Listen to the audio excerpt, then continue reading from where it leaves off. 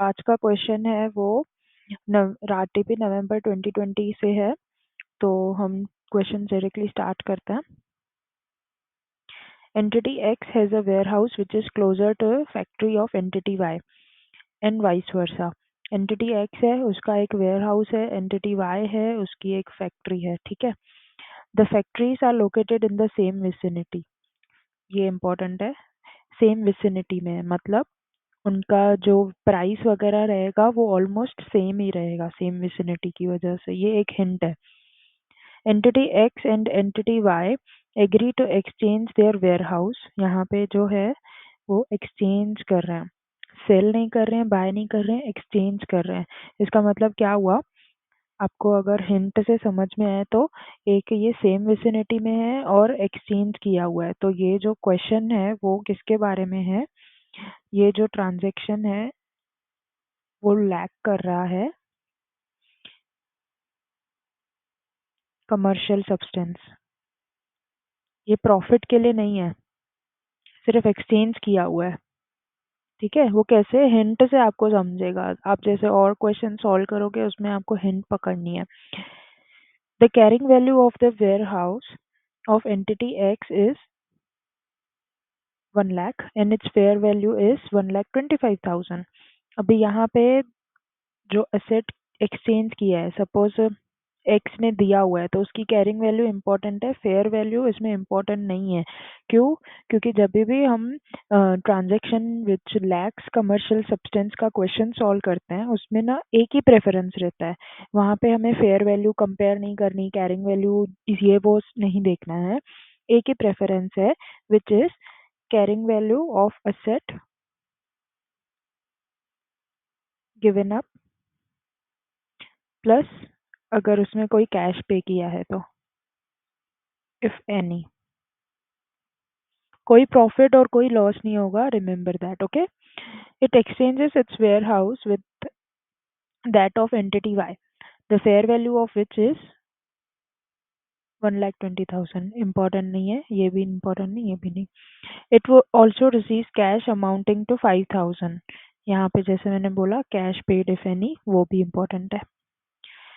How should entity X account for the exchange of warehouse. अभी ये किसके point of view से पूछा है, एक्स के पॉइंट ऑफ व्यू से। ठीक है।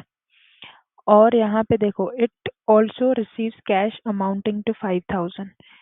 अभी एक्स के पॉइंट ऑफ व्यू से पूछा है और एक्स ने ही रिसीव किया है अमाउंट।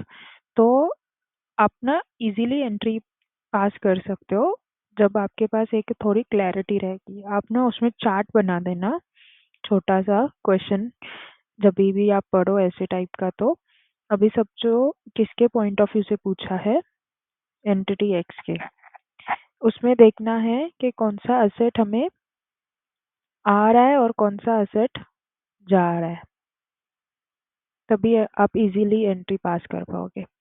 कौन इनकमिंग असेट कौन सा है, एंटिटी वाई का वेयरहाउस। और क्या, cash paid, sorry cash received. कितना कैश रिसीव किया, 5,000। तो ये दो चीजें आ रही है। अभी नेक्स्ट जा क्या रहा है, जा रहा है एक्स का वेयर हाउस या फैक्ट्री बोल दो, ठीक है, जो भी है, मतलब एक ही चीज है। ये चीज हो रही है।